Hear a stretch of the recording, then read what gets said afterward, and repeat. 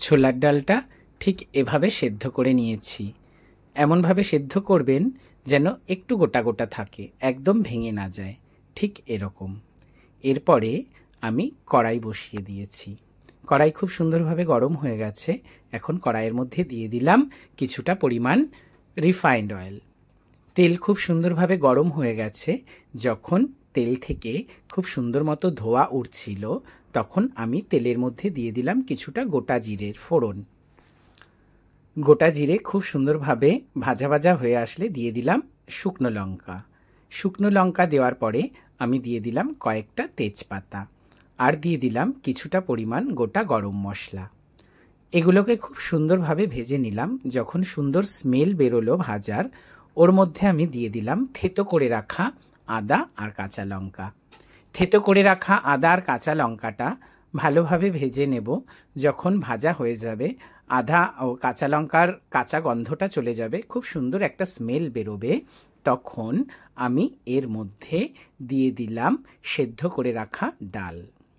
সেদ্ধ করে রাখা ডাল দিয়ে দেওয়ার পরে বেশ ভালোভাবে আমি সুন্দরভাবে ওর মধ্যে দিয়ে দিলাম একটু নুন, পরিমাণ মতো, স্বাদ অনুযায়ী লবণ দেবেন। তারপরে আমি দিয়ে দিলাম গুঁড়ো হলুদ। গুঁড়ো হলুদ দিয়ে আর নুন দিয়ে আমি খুব সুন্দরভাবে নুন আর হলুদটাকে মিশিয়ে নিলাম। নুন আর হলুদ এভাবে মিশে গেল যখন, তারপরে দিয়ে দিলাম স্বাদ অনুযায়ী কিছুটা চিনি, কারণ নিরামিষ ডাল একটু মিষ্টি মিষ্টি না হলে খেতে ভালো লাগে না। সব কিছু খুব সুন্দরভাবে যখন মিশে গেল, মেশার পরে একটু কিছুক্ষণের জন্য ফুটিয়ে নিলাম। যখন ফুটে গেল, তার মধ্যে দিয়ে দিলাম ভীষণ অল্প পরিমাণ মতন ঘি। এই ঘিটা দিয়েও আমি খুব সুন্দরভাবে ডালের সঙ্গে মিশিয়ে দিলাম।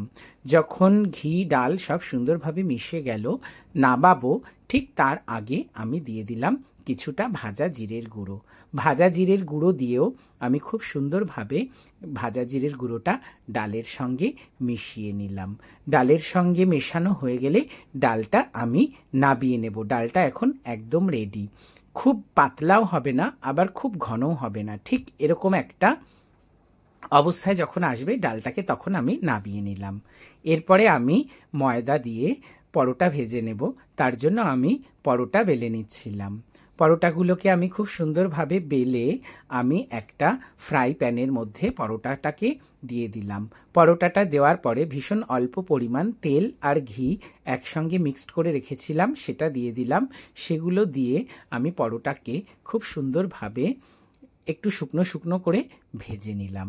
এই পরোটাগুলো ভাজা হয়ে গেলে আমি পরোটাগুলোকে নাবিয়ে নিলাম।